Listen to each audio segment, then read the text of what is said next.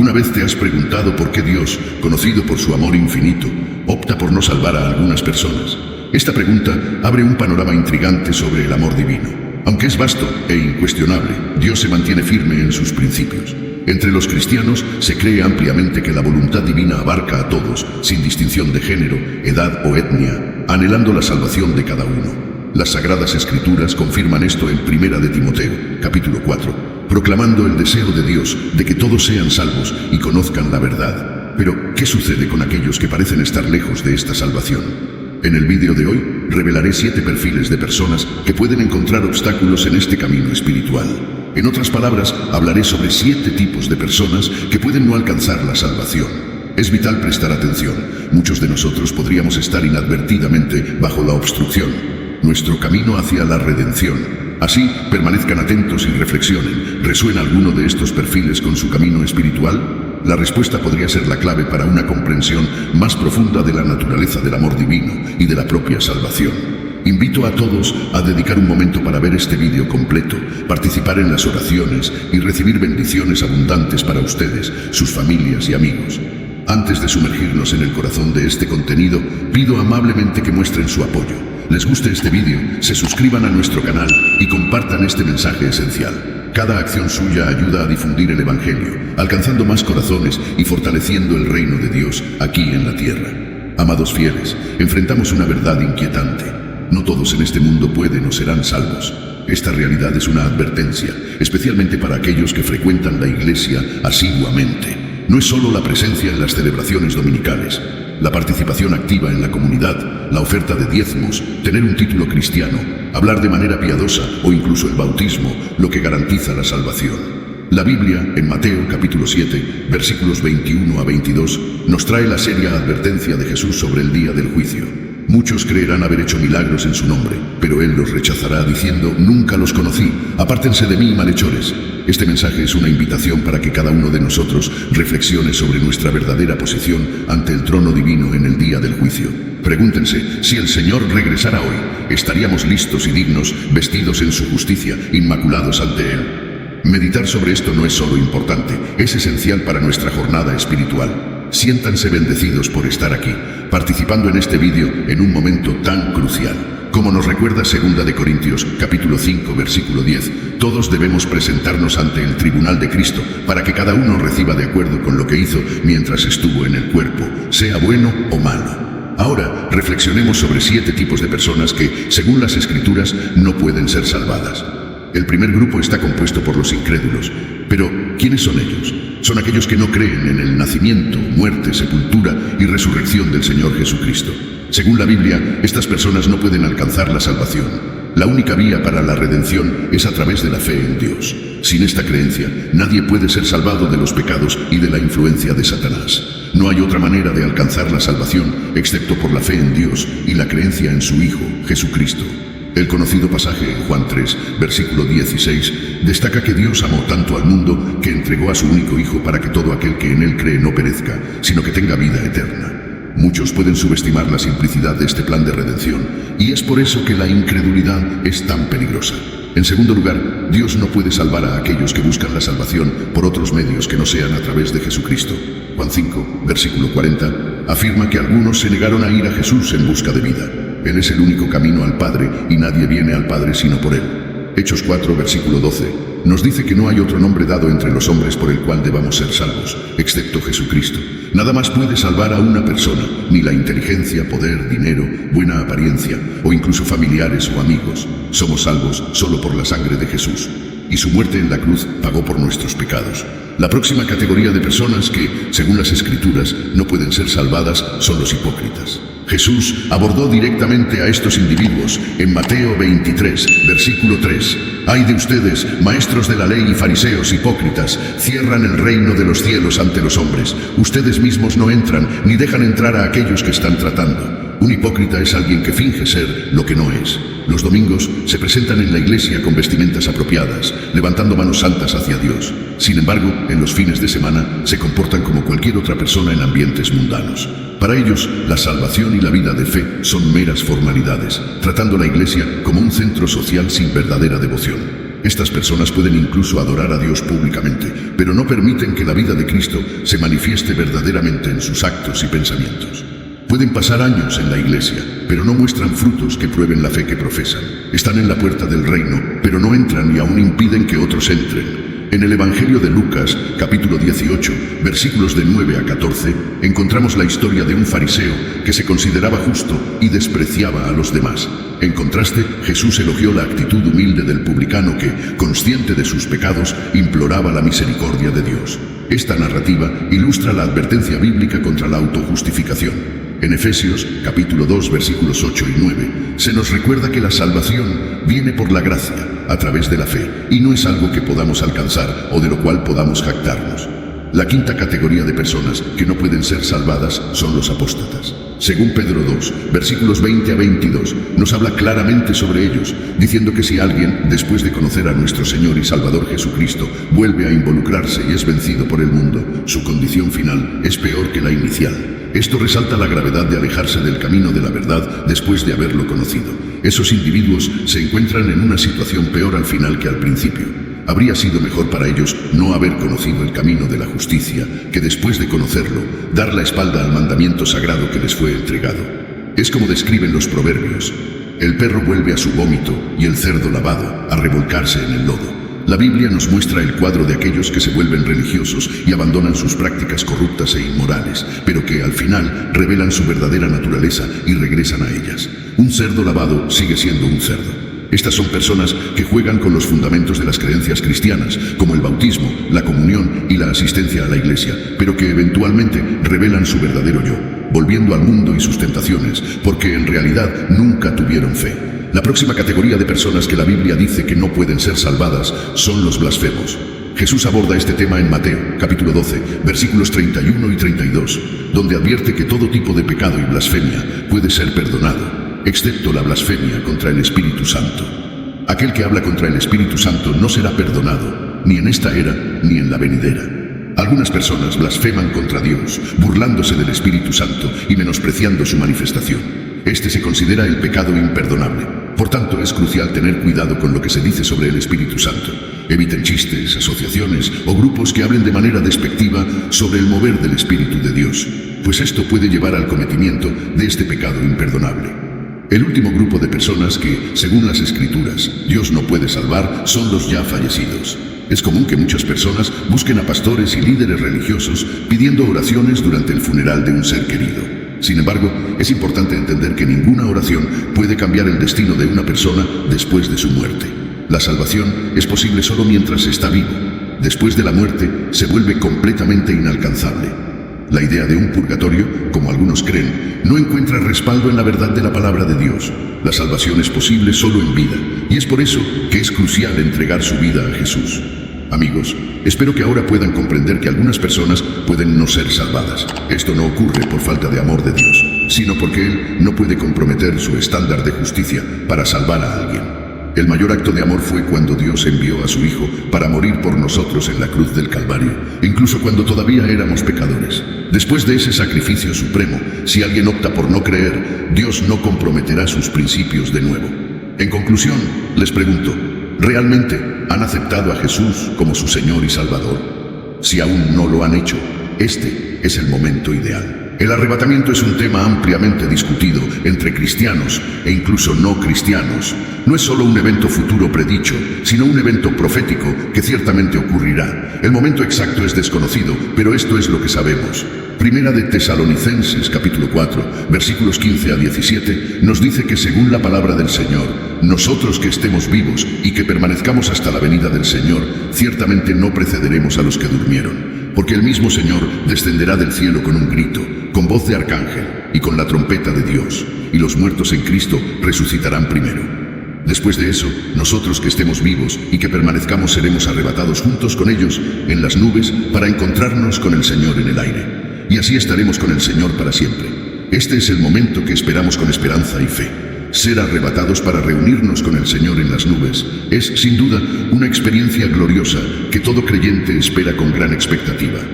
El arrebatamiento es un evento singularmente destinado al pueblo del Señor, a aquellos que han depositado su fe en la gracia salvadora de Jesús y se han apartado de una vida de pecado. Esto significa que, independientemente de cuántas buenas acciones se realicen en la tierra o cuán nobles sean las intenciones, si alguien no es un creyente que vive para Dios, no será arrebatado cuando llegue ese momento. Algunas personas creen que el arrebatamiento ocurrirá más de una vez, dando una segunda oportunidad a aquellos que pierdan la primera. Sin embargo, la Biblia no apoya esa idea. Por lo tanto, es esencial hacer todo lo posible para asegurarse de participar en esta experiencia gloriosa. El arrebatamiento sucederá solo una vez y no se repetirá. Ser dejado atrás significará enfrentar el caos y la persecución del anticristo. Por otro lado, para aquellos que sean arrebatados, será el inicio de un reinado eterno con el Señor. La relación entre los creyentes arrebatados y Jesús será eterna. No solo escaparán del peligro del infierno, sino que también abrazarán y disfrutarán plenamente lo que significa tener la vida eterna. El último enemigo, que es la muerte, será juzgado y vencido. Este vídeo explicará detalladamente qué es el arrebatamiento. Les pido que sigan con atención, ya que esto fortalecerá su fe y eliminará cualquier temor sobre el arrebatamiento de su corazón. La palabra arrebatamiento describe un evento crucial en las Escrituras, en el cual Dios retira a todos los creyentes en Cristo Jesús de la tierra, abriendo camino para que su justo juicio sea derramado durante el período de la tribulación. Es fundamental destacar que la palabra arrebatamiento no se menciona explícitamente en ningún lugar de la Biblia. Sin embargo, varios versículos en diferentes partes de las Escrituras apuntan a la ocurrencia de este gran evento. Ejemplos de estos versículos se encuentran en los evangelios de Mateo, Marcos y Lucas, así como en las epístolas y en otras partes del Nuevo Testamento. Estos textos confirman la ocurrencia profetizada que llamamos arrebatamiento. Debido a la importancia de este evento futuro, mucho se ha enseñado sobre el arrebatamiento.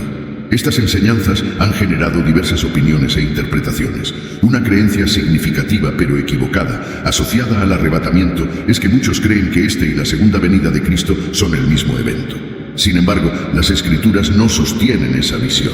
La Biblia afirma claramente que el arrebatamiento y la segunda venida de Cristo son eventos distintos. Vamos a aclarar algunas diferencias clave entre el arrebatamiento y la segunda venida. Durante el arrebatamiento, todos los creyentes se encontrarán con Jesús en las nubes, como se describe en 1 de Tesalonicenses 4, versículo 17. Por otro lado, en la segunda venida, todos los creyentes arrebatados regresarán con el Señor a la tierra. Este retorno tiene el propósito de juzgar a aquellos que permanecieron en la tierra y no recibieron la marca de la bestia, para vencer al anticristo y a Satanás y para reinar por 1000 años, como se relata en Apocalipsis 19 y 20. Esta es una diferencia significativa entre los dos eventos. El arrebatamiento, como se definió anteriormente, será el momento en que los santos sean removidos de la tierra para encontrarse con el Señor en las nubes. En contraste, la segunda venida es el evento en el cual el Señor regresará con todos los creyentes que fueron arrebatados para juzgar a aquellos que quedaron en la tierra y encerrar al diablo por 1000 años. En segundo lugar, el arrebatamiento será un evento instantáneo, a diferencia de la segunda venida de Cristo. En 1 Corintios 15, versículo 52, está escrito: en un momento, en un abrir y cerrar de ojos, a la última trompeta. Porque sonará la trompeta, y los muertos serán resucitados incorruptibles, y nosotros seremos transformados. El arrebatamiento ocurrirá en un abrir y cerrar de ojos, mientras que la segunda venida será un evento visible para todos, conforme a Mateo 25, versículo 27. Porque como el relámpago sale del oriente y se muestra hasta el occidente, así será también la venida del Hijo del Hombre. En tercer lugar, el arrebatamiento puede ocurrir en cualquier momento, pero la segunda venida de Cristo no sucederá hasta que ciertos eventos proféticos de los últimos tiempos se cumplan. Esto significa que el arrebatamiento precederá a la segunda venida. Existen varias interpretaciones y corrientes de pensamiento sobre el concepto del arrebatamiento, pero la Biblia sigue siendo la fuente más válida y precisa de información sobre este evento de los últimos tiempos. Una interpretación errónea común sobre el arrebatamiento es la idea de que está destinado solo a las personas buenas y morales. Las Escrituras enseñan y confirman que el arrebatamiento es para los creyentes en Cristo Jesús. Puedes ser un ciudadano ejemplar, generoso y cumplidor de las leyes de tu país, pero si no has confesado a Jesucristo como tu Señor y Salvador, temo decir que podrías ser dejado atrás en el arrebatamiento. La Biblia nos enseña algo de gran esperanza y consuelo, especialmente para aquellos que han perdido seres queridos creyentes en Cristo. Las Escrituras declaran que los muertos en Cristo resucitarán primero. Por lo tanto, si tienes un ser querido que falleció y era un creyente fiel en Jesucristo, traigo buenas noticias. Resucitarán primero y tendrán la esperanza de estar con el Señor en los aires durante el arrebatamiento. Esto es motivo de gran ánimo y alegría. Ahora te podrías preguntar, ¿es posible prepararse para el arrebatamiento? ¿Cómo puedo prepararme para este grandioso evento? La respuesta es un rotundo sí. Compartiré cómo prepararse para el arrebatamiento. Una de las maneras de estar listo es vivir una vida de fe y rectitud. Recuerda la pregunta que Jesús hizo a sus discípulos en Lucas 18, versículo 8. Pero cuando venga el Hijo del Hombre, ¿hallará fe en la tierra? Por lo tanto, amado, dedícate a las cosas que edifican tu fe y te motivan a vivir una vida justa. No permitas que nadie te desanime de la necesidad de vivir con fe y rectitud.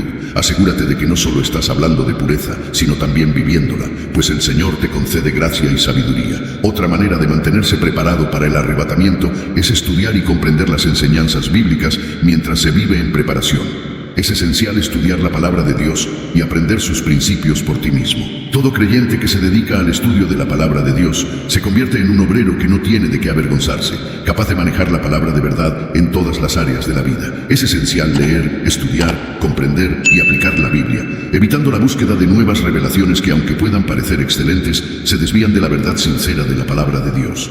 Una lección que es excesivamente compleja, mística o ambigua no es necesariamente verdadera.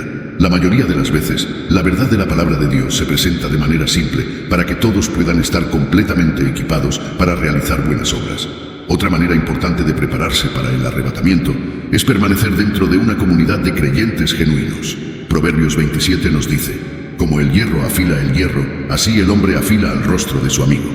Vivir en comunidad con otros creyentes es fundamental. Como sugiere el dicho popular, hay seguridad en los números. La Biblia nos alienta a no descuidar nuestras reuniones con otros creyentes y a asegurar que nada nos aísle de la comunión. El aislamiento de la comunidad de creyentes no es algo que provenga de Dios, sino más bien una artimaña del enemigo. La cuarta manera de prepararnos para el arrebatamiento es orar por orientación y fuerza mientras vivimos en los últimos días.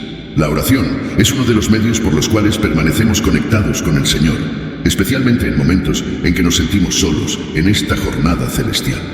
Ora al Señor por orientación y fuerza, pues nuestra propia fuerza puede fallar, pero con el equipamiento del Señor no fallaremos. En conclusión, al tomar medidas para prepararse para el arrebatamiento, recuerde que Dios está colocando señales a lo largo del camino para guiarnos. La Biblia no especifica claramente cuándo ocurrirá el arrebatamiento, pero hemos sido advertidos y enseñados a estar atentos a las señales de los últimos tiempos. El propio Jesús nos instruyó sobre estas señales y la necesidad de estar vigilantes. Durante los últimos días, Jesús habló sobre estos eventos. Por lo tanto, ante la manifestación de estas señales en nuestros días, sería prudente prestar más atención a las Escrituras que nunca. Es crucial centrarnos en las orientaciones que Jesús nos dejó sobre cómo conducir nuestras vidas en los tiempos finales, como Él dijo en Mateo 24, versículo 33. Así también ustedes, cuando vean todas estas cosas, sepan que está cerca, a las puertas. En este video compartiré 3 enseñanzas vitales de Jesús y cómo se aplican de manera práctica y directa a nuestra vida cristiana cotidiana.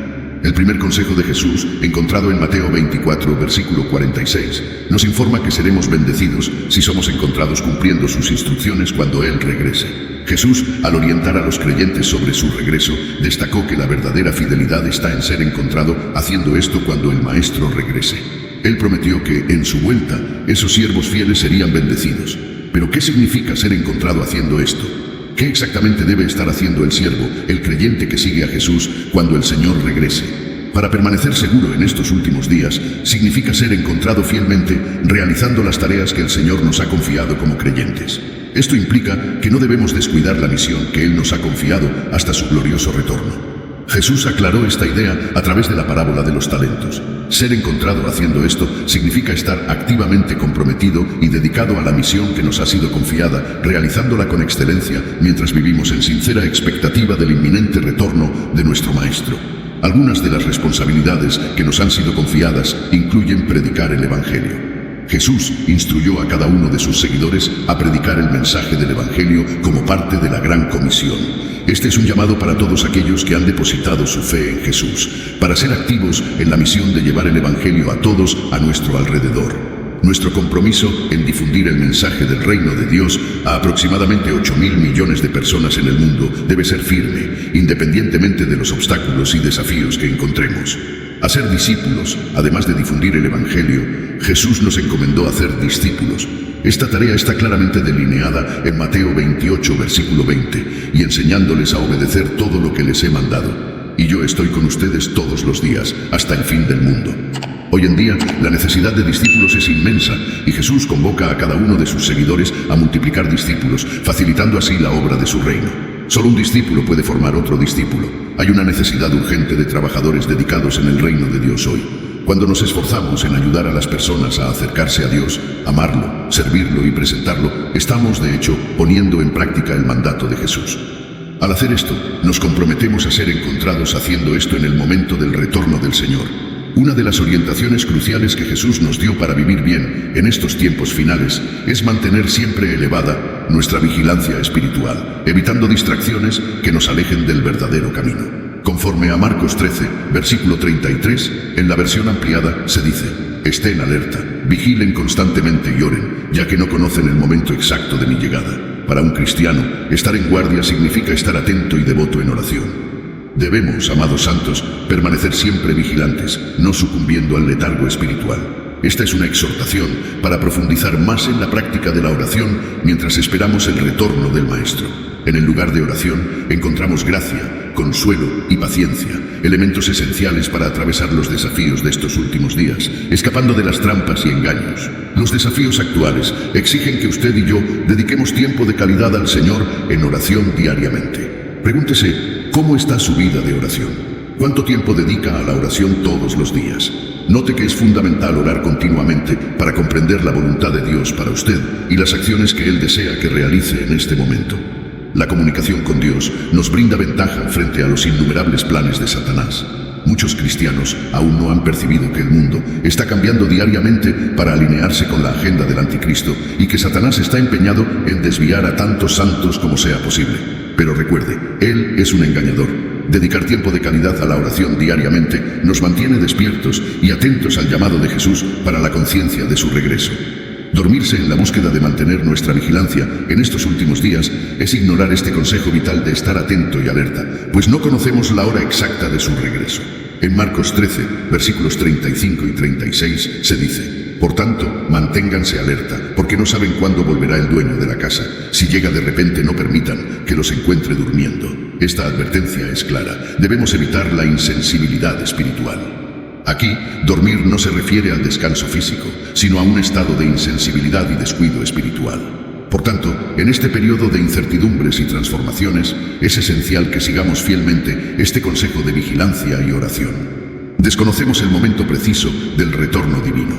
Mantenerse espiritualmente despierto y atento es la clave para no ser sorprendidos y estar listos para enfrentar los desafíos que nos esperan. Jesús, en sus instrucciones sobre cómo vivir en estos tiempos finales, enfatiza la importancia de no volverse indiferentes o descuidados respecto a las cosas del reino de Dios o al inminente regreso de Cristo.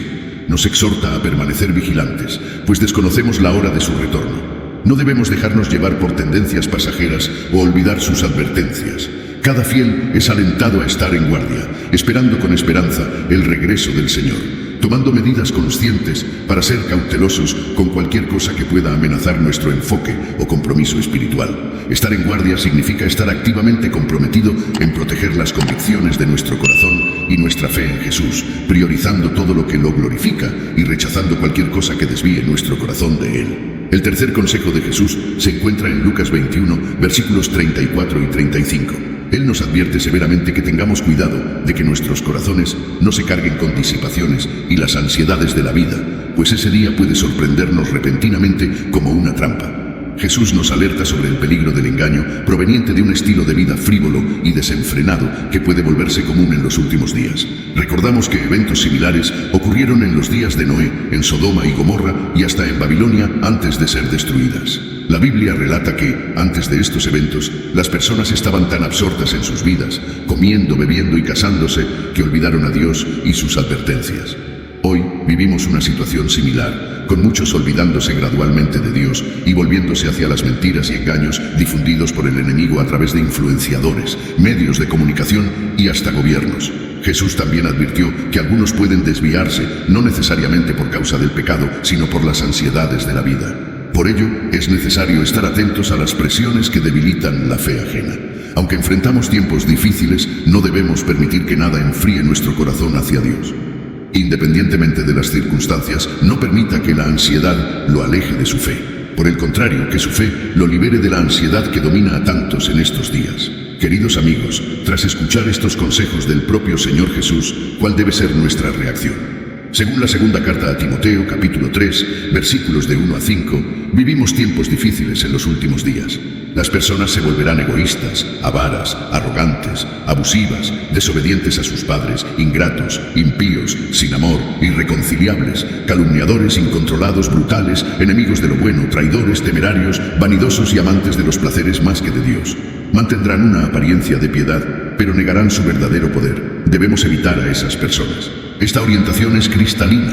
Debemos distinguirnos y separarnos del resto del mundo, evitando cualquier asociación o grupo que presente solo una forma exterior de piedad, pero que en realidad viva de manera contraria al poder de una vida piadosa. En otras palabras, sus acciones o apoyos son reflejos directos de una vida de desobediencia a la palabra de Dios.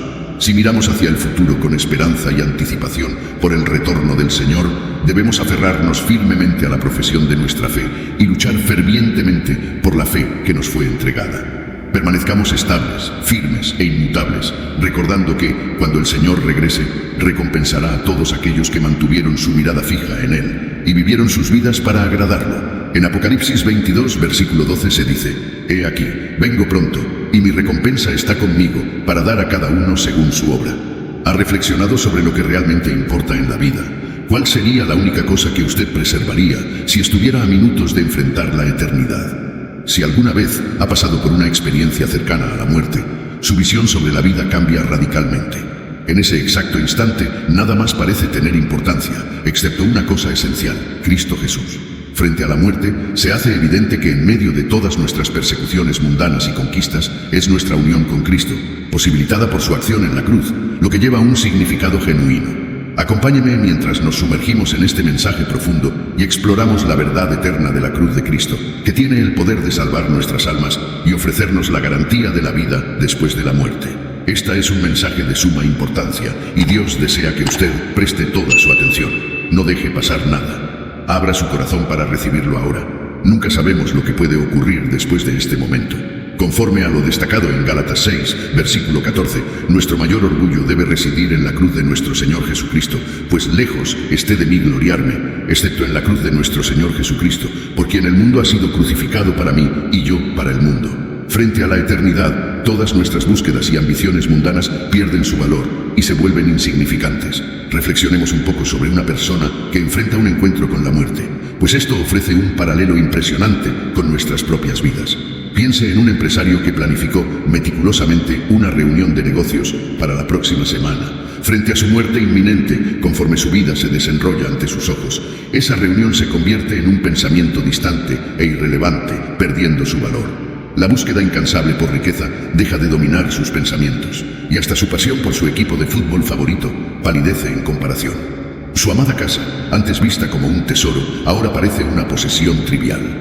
Amigos, este es un recordatorio conmovedor de que las cosas por las cuales nos esforzamos y damos tanta importancia, al final no tienen relevancia ante la eternidad. El dinero, los bienes materiales y hasta nuestros logros más estimados son efímeros comparados con la cuestión fundamental de dónde pasaremos la eternidad. La única cosa que realmente importa es la cruz de Cristo, pues juega un papel crucial en la definición de nuestro destino eterno. Es esencial tomar en serio esta lección, pues se aplica a cada uno de nosotros. La muerte es una realidad ineludible que llegará para todos, y en el momento en que se acerque, todas nuestras preocupaciones temporales y prioridades mal orientadas desvanecerán como humo. En el fondo sabemos de esta verdad, pero a menudo fallamos en dar la debida prioridad a nuestra relación con Dios, perdidos en la búsqueda de éxito, reconocimiento y conquistas mundanas.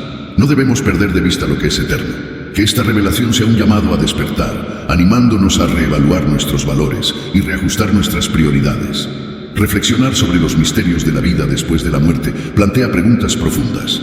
¿Qué sucede al término de nuestra jornada terrenal? ¿Qué nos espera más allá del umbral de la muerte?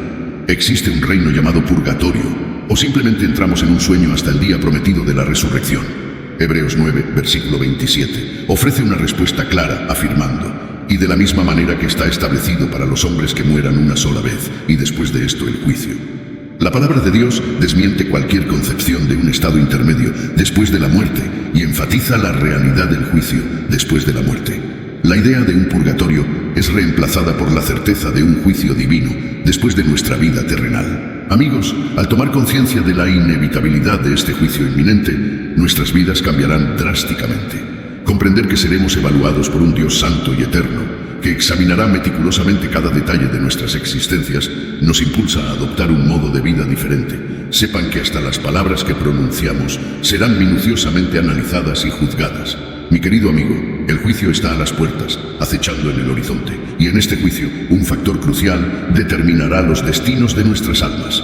Pronto veremos cuál es ese factor. En 1 Corintios capítulo 1, versículo 18, reencontramos el tema de la cruz, pues el mensaje de la cruz es locura para los que se pierden, pero para nosotros, que estamos siendo salvados, es el poder de Dios.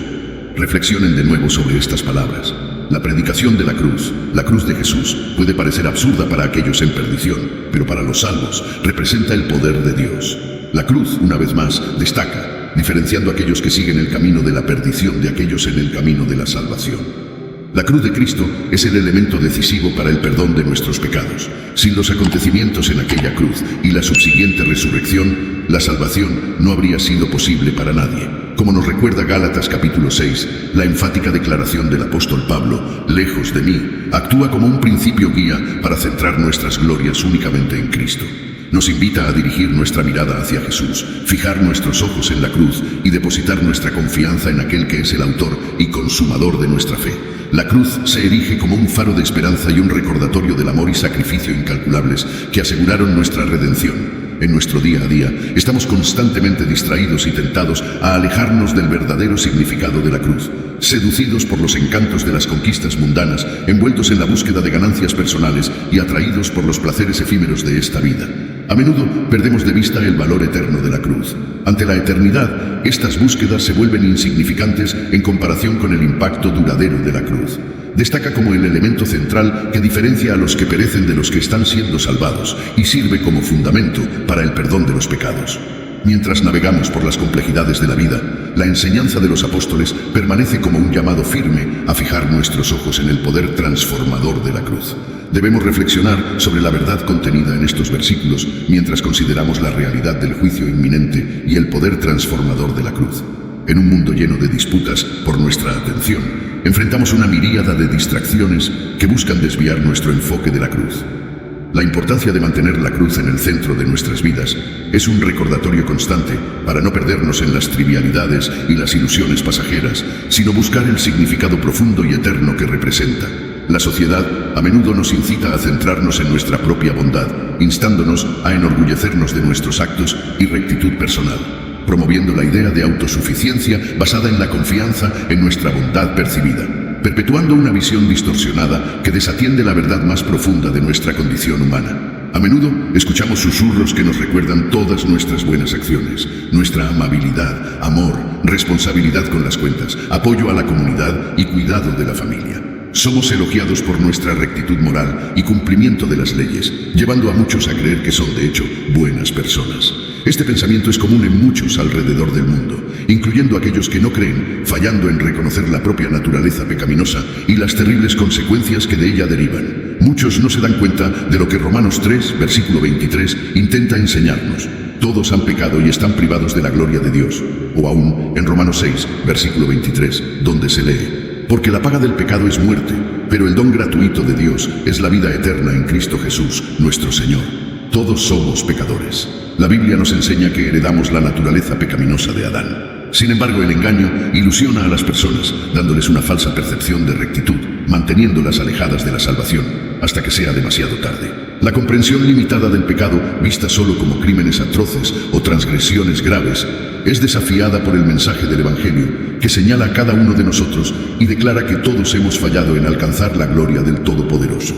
El Evangelio presenta un mensaje directo e impactante, revelando una verdad perturbadora. Cada persona, no importa cuán respetada por la sociedad o considerada virtuosa, es pecadora ante un Dios santo. Muchos se alarman ante esta firme evaluación de su condición moral y rechazan vehementemente la idea de ser clasificados como pecadores. En cambio, prefieren aferrarse a la ilusión de su propia rectitud. Por eso, el mensaje del Evangelio se convierte para ellos en algo ofensivo y difícil de comprender, una verdadera piedra de tropiezo.